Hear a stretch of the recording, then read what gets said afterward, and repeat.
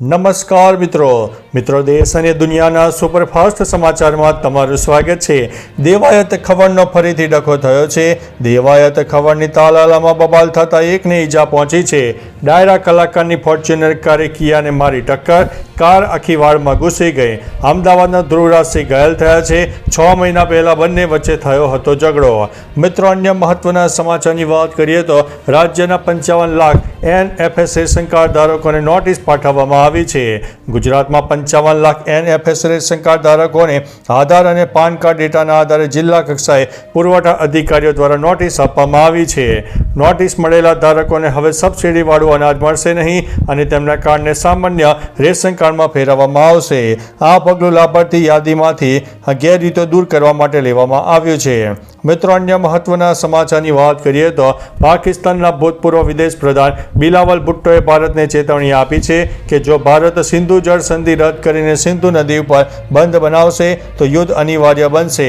આ પહેલા field marshal અસીમ મુનીરે પણ આવું નિવેદન આપ્યું હતું। તાજેતરમાં ભારત પાકિસ્તાન વચ્ચે પાણીના મુદ્દે તણાવ વધી રહ્યો છે અને બંને દેશો વચ્ચેના સંબંધોમાં વધુ તંગદિલી જોવા મળી રહી છે। મિત્રો, અન્ય મહત્વના સમાચારની વાત કરીએ તો ટ્રમ્પે કહ્યું છે કે હું યુદ્ધ વિરામ જોવા માગું છું। અમેરિકાના રાષ્ટ્રપતિ ડોનાલ્ડ ટ્રમ્પ 15 ઓગસ્ટે અલાસ્કામાં રશિયન રાષ્ટ્રપતિ પુતિન સાથે મુલાકાત કરશે। ટ્રમ્પે જણાવ્યું છે કે આ મુલાકાતમાં યુદ્ધ સમાપ્ત કરવા પર ચર્ચા થશે અને તેઓ યુદ્ધ વિરામ જોવા માગે છે। તેમના મુજબ કરાર થયા પછી રશિયા સાથે વેપાર થશે। યુક્રેનના રાષ્ટ્રપતિ ઝેલેન્સ્કી આ મુલાકાતમાં હાજર નહીં રહે। મિત્રો, અન્ય મહત્વના સમાચારની વાત કરીએ તો અમદાવાદમાં 17 ગેરકાયદેસર બાંધકામ ઉપર બુલડોઝર ફર્યું। નિકોલના કઠવાડા, સિંગરવા અને ભુવાલડીમાં સજાનંદ ઇન્ડસ્ટ્રીયલ હબમાં બિનપરવાનગીએ બાંધેલા 15 ઇન્ડસ્ટ્રીયલ યુનિટના 860 ચોરસ મીટર બાંધકામને એસ્ટેટ અને નગર વિકાસ વિભાગે દબાણ વાહન, ખાનગી મજૂરો અને ગેસ કટર અને JCB બ્રેકર મશીન દ્વારા તોડી પાડ્યું છે। આ કાર્યવાહીમાં ₹1,60,000નો વહીવટી ચાર્જ પણ વસૂલવામાં આવ્યો છે, જે ગેરકાયદેસર બાંધકામ સાથે તંત્રની કડક નીતિ દર્શાવે છે। મિત્રો, અન્ય મહત્વના સમાચારની વાત કરીએ તો ગઈકાલે વલસાડમાં ભૂકંપ આવ્યો હતો।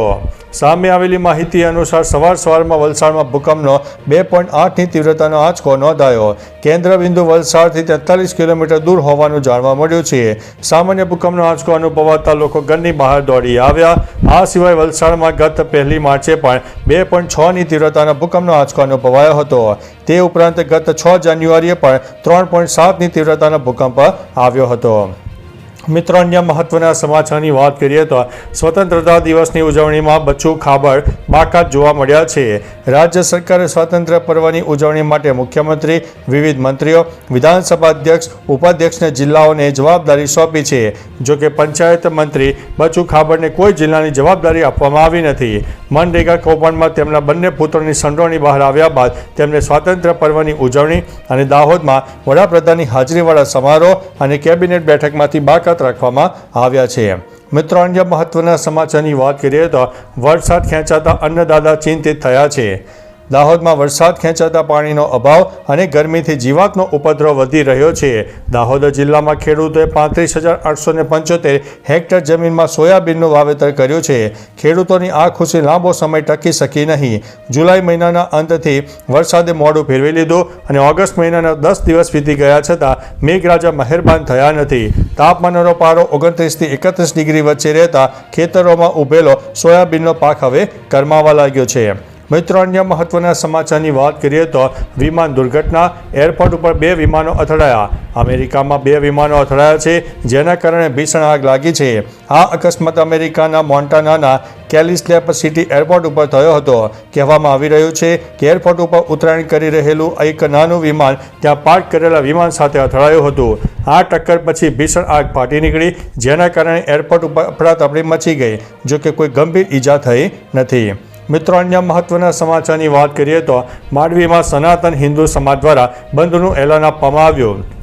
કચ્છના માંડવીમાં ગઈકાલે સનાતન હિન્દુ સમાજ દ્વારા બંધનું એલાન આપવામાં આવ્યું। જાહેર રસ્તા પર ગેરકાયદેસર રીતે વેચાતી અમુક વસ્તુઓના વિરોધમાં બંધનું એલાન આપવામાં આવ્યું। વાત એમ છે કે વારંવાર રજૂઆતો છતાં પાલિકા દ્વારા કોઈ કાર્યવાહી ન થતાં હિન્દુ સમાજમાં રોષ જોવા મળ્યો હતો।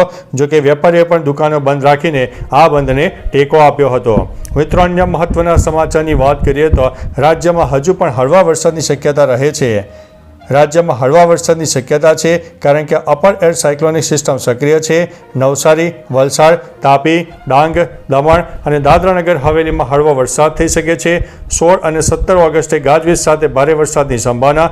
અમદાવાદ અને ગાંધીનગરમાં પણ હળવો વરસાદ થઈ શકે છે. વરસાદ ખેંચાતા ગરમી અને બફારામાં વધારો થયો છે. મહત્તમ તાપમાન 35 ડિગ્રી આસપાસ રહેવાની શક્યતા રહે છે. તો ચાલો મિત્રો, ફરીથી દેશ અને દુનિયાના સુપરફાસ્ટ સમાચાર લઈને મળતા રહીશો. ત્યાં સુધી અમને રજા આપશો. નમસ્તે.